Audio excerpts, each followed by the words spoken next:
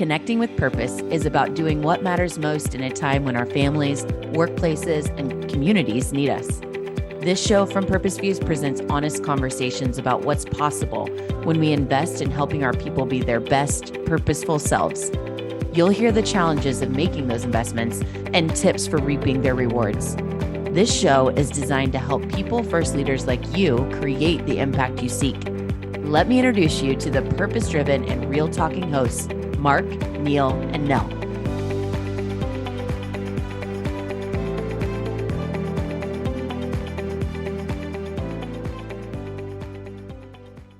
Welcome everybody to another episode of Connecting with Purpose, and I'm really excited to have Analiese Brown here, who's a strategic people and culture leader for over the last 13 years and working all aspects of people operations, including building a couple of functions from scratch, actually. And in her current role as VP of People and Culture at Campminder, she's managed to build a world-class organisation that's been recognised through multiple accolades, winning all sorts of best places to work in America awards, multiple years running for Outside Magazine, Inc. Magazine, one of Built-in Colorado's best places to work, and the Colorado company to watch. So I'm not sure if you've got more accolades and awards than that than I've referenced, but it's pretty impressive stuff. And Analiese is really passionate about creating value, sort of both for the business and the employee, kind of at that intersection that ultimately translates through engagement, inclusion, adaptability, resilience, impact. All of these kind of things we need for our employees to show up as the best version of themselves and drive the impact through to our key stakeholders. So all of these characteristics, along with Analiese's purpose-driven approach, plus our shared connection to Colorado, means I'm super excited to welcome her to the show. So welcome. Thank you for being here. Thank you so much for having me. I am delighted to be here. Excellent. Yeah, same. So I'm really looking forward to diving into this. And kind of I'd alluded to a little bit, like some of the things that you're really focused on building, and one of them in kind of a headline level would be purpose-driven teams. Where would you say, what are the main characteristics you've seen from purpose-driven teams that you've been able to kind of build? Yeah, such a great question. And I am really excited to talk to you about this too. I think there are three things when I think about purpose-driven teams. There are three things that they have in common. One is meaningful work. So work that makes a difference beyond the individual and even beyond the team and the organization, and makes some kind of positive impact in the community or in the world. And what makes that work meaningful is the opportunity for team members to actually witness and understand the difference that it makes. So it's not only making the difference, but it's having that feedback loop where team members can see the difference it makes, understand it, internalize it. I think the second characteristic is connection. We know there are so many studies that show that people feel a greater sense of purpose in their work when they feel connected to each other and they feel like they are part of a whole. So organizations where there are strong relationships, where there are opportunities to bond, to connect with each other, cultures where people are valued as individuals for what they bring to the community, that sense of connection is so important. They say, to go fast, go alone, to go far, go together. You've probably heard that, but I love that. I always come back to that phrase, and I think you find that in purpose-driven organizations. And then the last thing I would say is inspiration. And what I mean by that is interesting problems to be solved. And I think for that to be true, people have to see a vision for the way things could be, and they have to understand the difference between the way things are and the way things could be, and then feel equipped and engaged to cross that bridge, to cross that delta, to close that gap and pursue that vision for the way things could be. So that means leaders who are able to communicate that vision and bring people along in pursuing that vision and solving those interesting problems. So enabling people to be creative, to be innovative, to have the autonomy to solve those problems. So again, meaningful work, connection, and inspiration. I love those three, and I haven't heard them. I haven't heard them all together like that, but 100% kind of connects to our approach to purpose, and I could see how that would be the case, right? And replicable, like it's actually a really powerful model to focus on as a leader. And I guess with that in mind, how do you see like your individual purpose like showing up, whether it's in that process or just kind of more generally at work? Yeah. Well, my individual purpose is to make work better and to make the workplace more connected, more human, a better place to be. We spend so much of our lives at work. Most of us have to work, by economic necessity. So there's such a huge opportunity to leverage work and make work a better experience for people to improve their overall quality of life. There is a lot of evidence that shows that when people feel engaged and fulfilled at work, it spills over into the rest of their lives. It makes them better friends, better parents, better members of their community, better spouses. And so there's this huge opportunity to create a better experience at work, not just for the purpose of getting the work done or having the workplace experience, but to actually make people's whole lives better. And that's what I'm really passionate about. I am so lucky, so fortunate to have a role as VP of People and Culture, leading people and culture for organizations that I think allows me to really pursue ways of making work better in tangible, meaningful ways for the people in those organizations. So that purpose shows up for me in ways both large and small, day in and day out. And I feel really lucky to be in that position. Yeah, that's brilliant. We always talk about the fact that like you're one person, not two, and there's always people are talking personal purpose and professional purpose, and at the end of the day, it's like making work better to make people's lives better, and the role you've got enables you to do that on a day in day out basis. So that's brilliant. You get to live and lead with purpose. So with that said, what's the flip side? Like, what's purpose not? When you hear somebody refer to purpose, but actually they're not actually talking about purpose. Like, what do you say? What would you say purpose is not? Yeah, well, I have a few ideas on this topic because I love this question, and I've seen multiple ways that the idea of purpose kind of goes awry. So I'll speak to a few things. One, I think purpose is not a catchy phrase. It's not a tagline. It is not something that you articulate once, circulate in a slide deck, and check off your to-do list, right? So sometimes you see purpose functioning almost as this list of many things to do that, a leadership team might visit once a year, might include it in the slideshow, it might show up in their branding, but it's not a living, breathing part of the organizational culture. So I would say purpose is not a catchphrase. I would also argue that purpose is not a singular static destination.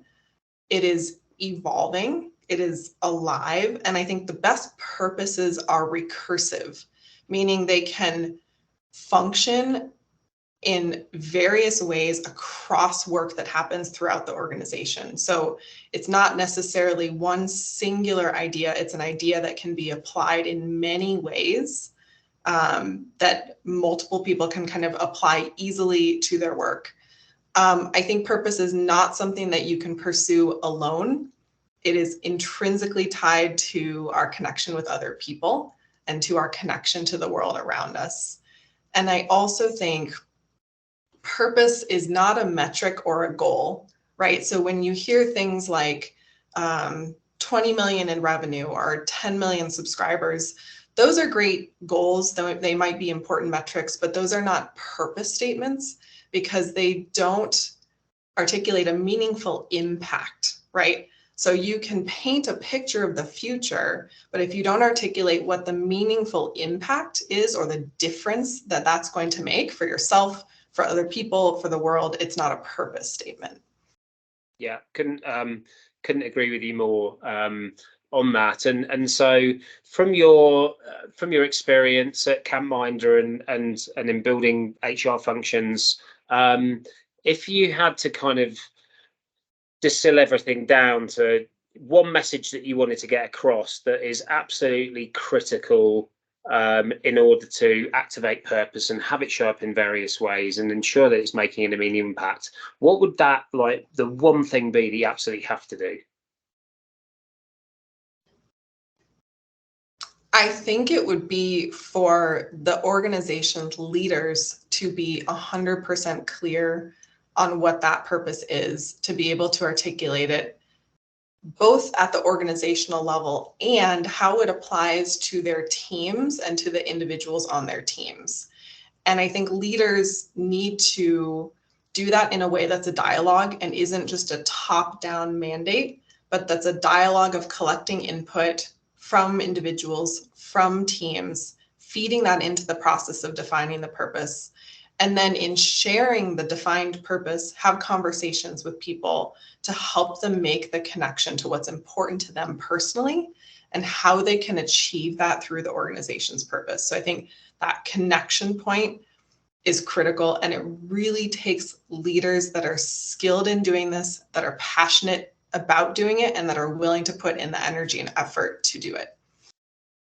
Yeah, and have you got an example from your kind of past experience of when that's been done really well, and maybe what that kind of connected to? Like, what did that result in for the individuals, for the teams, for the organization, when that top-down kind of clarity of purpose and dialogue and engagement in people around that purpose actually came to life? Yeah, that's a great question. What comes to mind for me is the period of time at Campminder at the beginning of the pandemic in 2020, when that first summer, the summer of 2020, the camp industry essentially shut down. Camps were unable to run. Many of them chose not to run due to the overwhelming safety concerns and the logistics that would be involved in running camps safely. And so, as you can imagine, this had a significant and I would say devastating impact on Campminder's business.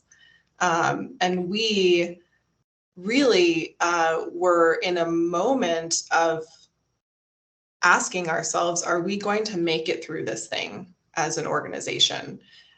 Do we have the runway? How do we do it? What's the worst case scenario? What's the best case scenario? What's everything in between? It was a hard time.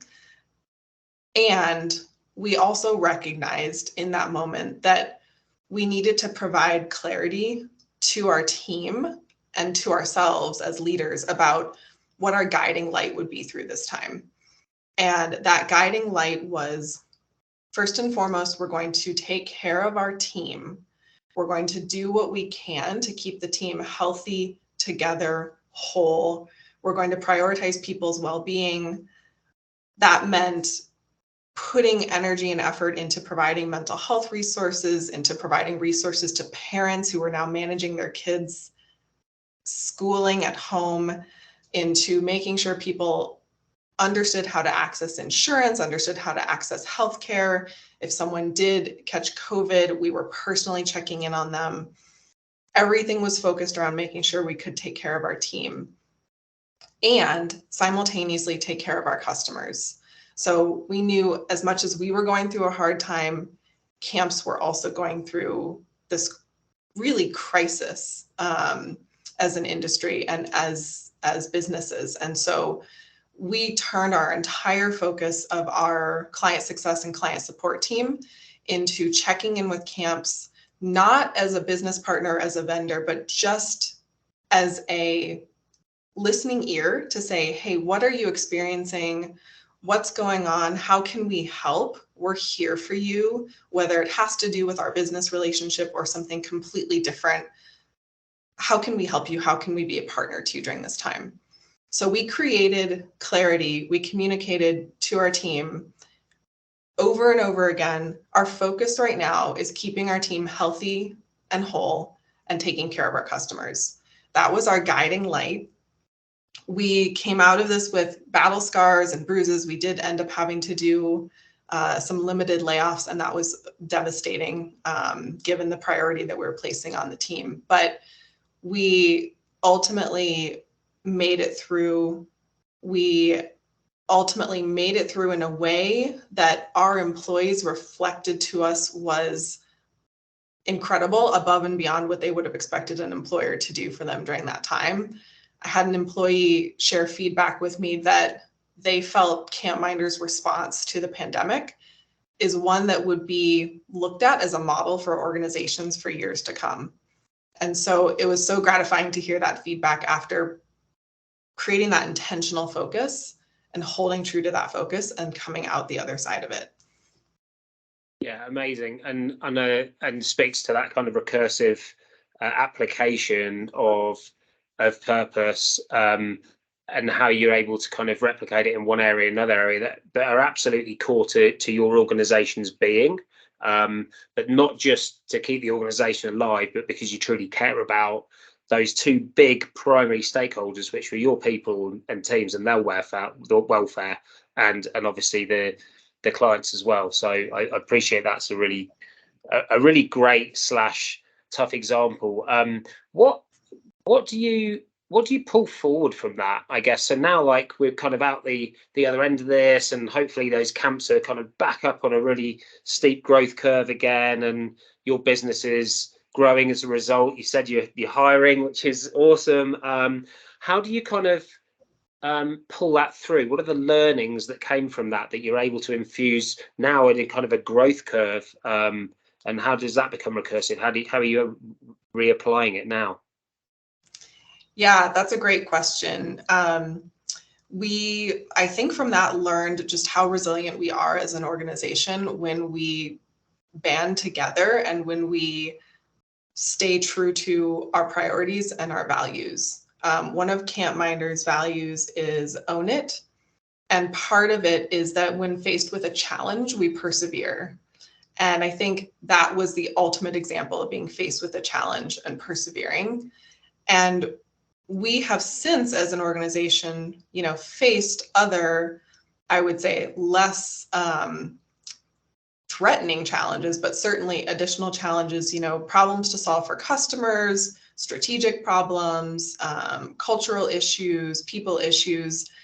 And in those moments, we can refer back to the fact that, hey, we went through the worst of times together. And by staying connected as a team, by keeping our focus on the well-being of our team, the well-being of our clients, we made it through, came out stronger on the other side.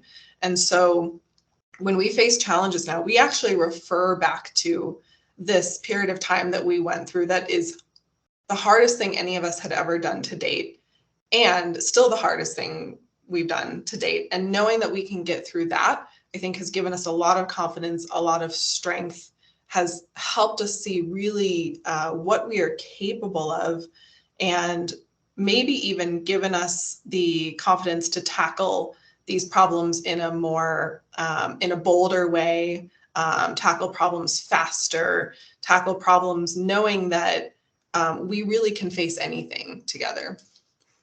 Yeah, and I guess what that demonstrates to me is the kind of, if you like, the longevity of purpose and the grounding kind of force it provides, in addition to the lens through which it enables you to look at things, that gives you resilience, it gives you energy, it gives you the inspiration, it gives you the excitement you want to move forward and engage with the customers, have the impact that you want to have. And that is, if you like, at the organizational level, it's organizational values, it's people exhibiting those values. What do you do to try to align individuals, if you like, the essence of individual purpose, so what they're really good at, what drives them, the things they care about, the difference they want to make? How do you align that to the values, to the organizational purpose? What kind of things have you seen that work to pull that out of the employees and align their energies towards the organizational objectives? Yeah, well, I think values plays a big part in that, because we make an effort to hire people who already have an alignment with our organizational values. And so it's part of the interview process, it's part of the onboarding process. We communicate right up front, this is what's important to us. And if this is important to you too, then you will likely have a very positive experience working at Campminder, because we really make decisions based on our values. So part of it, I think, is that communication up front. We also reinforce the values consistently. They are talked about, they are used in all of our performance management, talent management processes. We offer recognition and feedback through the lens of the values. So instead of just saying, hey, good job, we say, hey, you really exhibited our core value of wonder when you asked that great question that led to that breakthrough in that meeting. So just continuous reinforcement of the values, I think, helps people continue to make that personal connection. Oh yeah, this is something that's important to me too. And it's important to the organization. And it creates this virtuous cycle of reinforcing that behavior. I think when it comes to purpose, what I've seen be effective is training leaders and managers to have conversations around individuals' goals through the lens of purpose. So instead of just saying, hey, what do you want your job title to be in 2 years? Or, what career ladder do you want to climb? Having the conversation from the perspective of what is important to you. When do you feel like you're in your zone of genius? What really lights you up? What are you passionate about? What gives you that sense of meaning? And kind of elucidating from that their sense of purpose, what's important to them, and aligning that then to potential directions that they could go, either different career paths, different roles within the organization. Sometimes these conversations illuminate that actually this person's path is going to be outside of the organization. I think what is so important is to have a genuine care for the individual, not trying to force them to fit into the organization's purpose, but saying, hey, you as an individual that's the most important thing. You being fulfilled, you might find more fulfilling work or more fulfilling path outside of Campminder, and that's okay. And being willing to have that conversation as well. Yeah, and I think that to that extent, that takes a bit of courage from leadership to, if you like, have the confidence to have those conversations, plus the training of the skills you need to be able to do that in an empathetic and a meaningful way. Because it's not a tick the box, is it?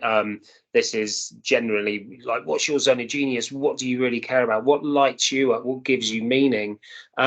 So when I guess when you're kind of assessing your leaders, like ability to do that, to design the training and support and things they might need to do it better, where would you say what's going well, and what would you say are some of the challenges in them being able to sort of pull this out of individuals and align it to them being able to thrive within the organization, so it is that win-win? Yeah, great question. I think what's going well is that we really intentionally hire managers, especially who genuinely care about people and whose first priority is supporting, growing, and developing people. We're a small-ish organization. We're around 80 individuals. It's a 2-person people and culture team. So we simply don't have the capacity internally to run extensive trainings, teaching managers, teaching leaders how to talk about purpose, how to elicit that from their people. So we have to essentially hire people who already have that motivation, who already have that sense of empathy, who already have that sense of care, and then provide them with guidelines, which we do. The people and culture team often gets involved in coaching managers around how to have those conversations and training managers around how to have those conversations. But my point is, I think the care has to be there, because we can't teach people how to care. And so we can just provide them some of the language, some of the skills to have effective conversations, but the true care and commitment to people has to be there, has to be inherent. Yeah, 100%. And I guess then obviously if you've got managers that care, they're going to have meaningful conversations and empathetic conversations and be compassionate and be asking about people's goals and everything else. And it just comes down to then, bit more guideline, bit more framework, bit more training, bit of coaching. So those are all the things that you can do with, if you like, limited capacity. What's getting in the way? I guess in an ideal world, like, if you could wave your magic wand, like, what would you want to create or have that would enable your leaders to do this even better and align people's individual purpose to the organization? Yeah, I think that's it's a wonderful question, because I just have to be totally honest in my answer and say there are a lot of demands and expectations on people and cultures teams' time. The job has become infinitely more complex in the last few years. Health and safety concerns, diversity, equity, and inclusion, remote workforces, distributed work, all this change management. There is a lot on the plates of people and culture teams. So especially in small organizations, it is difficult to have an intentional focus on not only articulating the organization's purpose and making sure that gets disseminated, but making sure managers and leaders are having conversations with people about individual purpose. So that's where I go back to hiring people who maybe have done that before, who have those skills, or who certainly have the natural capabilities to be able to do so. So I think if I had a magical wand, I would have everyone in the organization regularly having conversations in which they're articulating their individual purpose and updating that. And if I really had a magic wand, what I would do is have them get some kind of notification or some kind of indication every time throughout the day that they're in alignment with their purpose or activating their purpose, because I would love for people to sense how frequently or maybe infrequently it's happening, to know what they're doing when it's happening, to be able to make adjustments, to say, oh, wow, I didn't even realize that I am activated in my sense of purpose right now. Or, wow, I just had a whole week go by where I wasn't activating my sense of purpose. Maybe this isn't the right path for me. So I would love to have everyone have access to that much clarity around it, if I could. Yeah, I love that answer. It is, I mean, that is the magic wand answer, isn't it? And there's actually something kind of implied or assumed there that I think would be interesting to explore, which is, I guess it's a two-part question. Complete guess, because you're not going to necessarily have formally surveyed this and know the honest answer, but just from your gut reaction, like, what percentage of your 80 or so folks do you think have clarity on what their individual purpose is, which in our definition is like a sense of what is it they're doing when they're at their very best and the difference that they want to make? What would your guess be? I would say probably 40%, 30 to 40%. Yeah. And so in order for the magic wand to be true, first and foremost, 100% of the people need to have their own clarity of what their own purpose is and what they want to do with it, what their ambitions are and the impact they want to have, in order to have conversations about it and in order to be able to assess when they're doing it, when they're activating it, when they're in alignment, and when they're not, and which would in turn really help those conversations with the leaders as well. So that's okay. That's a really interesting point. I'm just trying to work on how we can get the magic wand piece sorted for you, not necessarily on the call. Yeah. Awesome. So let's bring this back. Let's bring this back to you.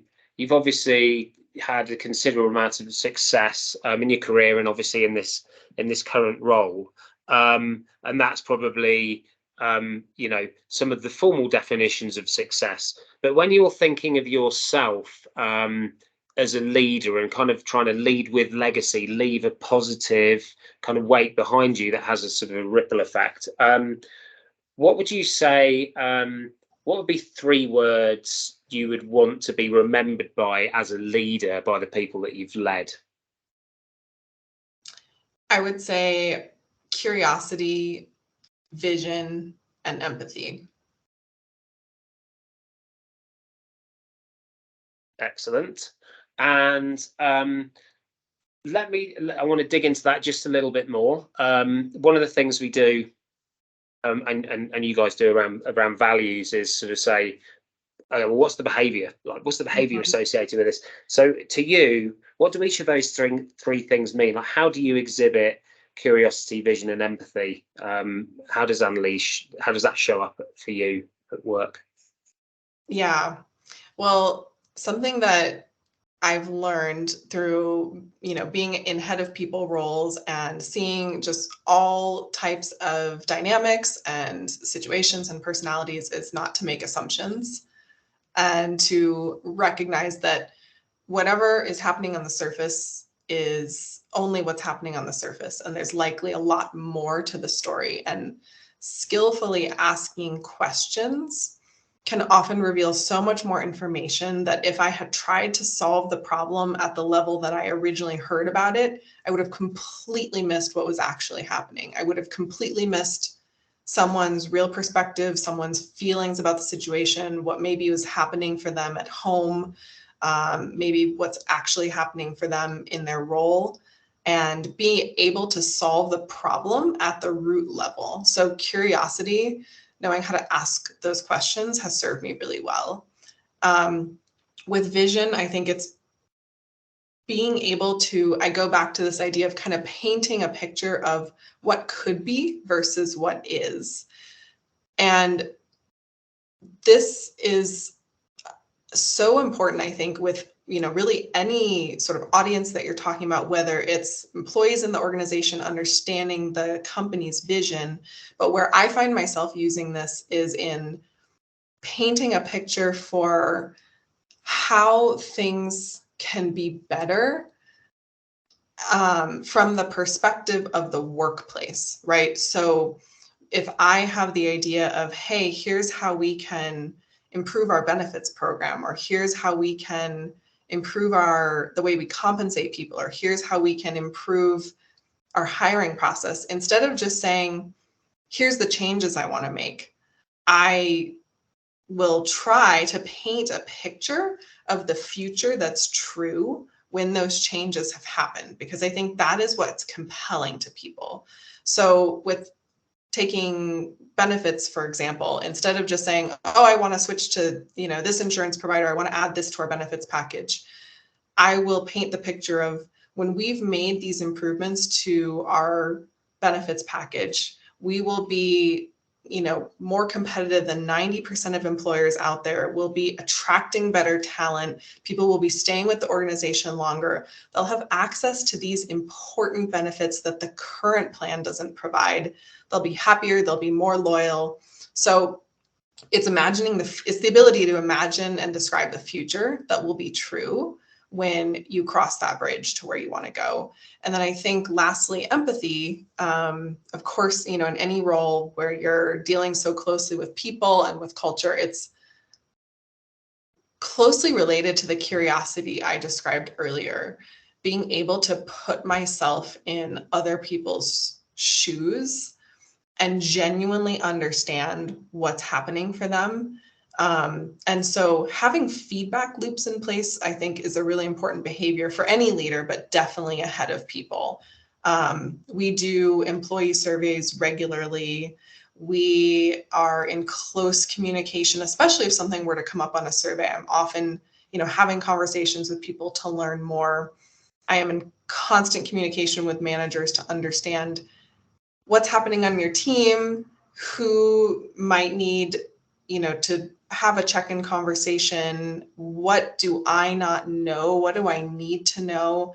And then having conversations with people, as simple as it sounds, instead of just kind of being off on my own, working on my projects, making sure that I'm having a consistent cadence of conversations with people across the organization to understand what's happening for them, what they're going through, what's important, what do I need to know about. So that's how empathy shows up. Love it. Thank you for embellishing those. It speaks volumes and helps bring it to life for everybody. And what I'd like to end with is, you talked about kind of imagining this future. So when you're imagining your future, and I'm thinking about the future of the impact that you aspire to have across the me, we, and world level, or me, we, world, depending on which way you want to think about it. What does that future look like for you in terms of the impact you'd like to have on yourself, in terms of how you feel and why you feel that way, on the people you've surrounded yourself with the most, and beyond that, at the world level? Yeah. Well, I think within myself, I hope to continue cultivating the skills I need to make a difference. So continuing to level up my skills. I think on the team level, I want to continue building teams that feel engaged, that feel connected, that feel inspired to solve meaningful problems. I think on the world level, or the broader level, I hope I can change our idea about the role that work can play in our life. I think work can play a positive role in our life. I think it can and should be a joyful part of our life. I think it's something that can enhance the rest of our life. And I hope that the difference I make is to create a world where we understand and see the positive role that work can play in our lives and in the world. I love that. That's such a huge, it's such a huge statement, as world statements should be, impact statements should be, and yet directly aligned to how you show up every day, right? And that's what's important. And that if everybody saw what you see and imagined the future in that way and believed in it and exhibited the values and behaviors that enabled them to bring it to life, that would be what work is, and what people's perception of work is, and what the reality of work is, that it's adding more joy and more enrichment and value to their life. So I can't really think of a better way to end the podcast episode than that, other than just thanking you so much for your thoughts and inspiration, and just your overall thinking on how this shows up for you and has shown up for you, and how you live and lead with purpose on a regular basis. So thank you so much for your time. Likewise, thank you, Mark, for having me, and thank you for the work you're doing in the world. And I appreciated this conversation so much. We're energized about this journey and hope you choose to join us. Click the subscribe button now so you don't miss out on all the actionable wisdom to come.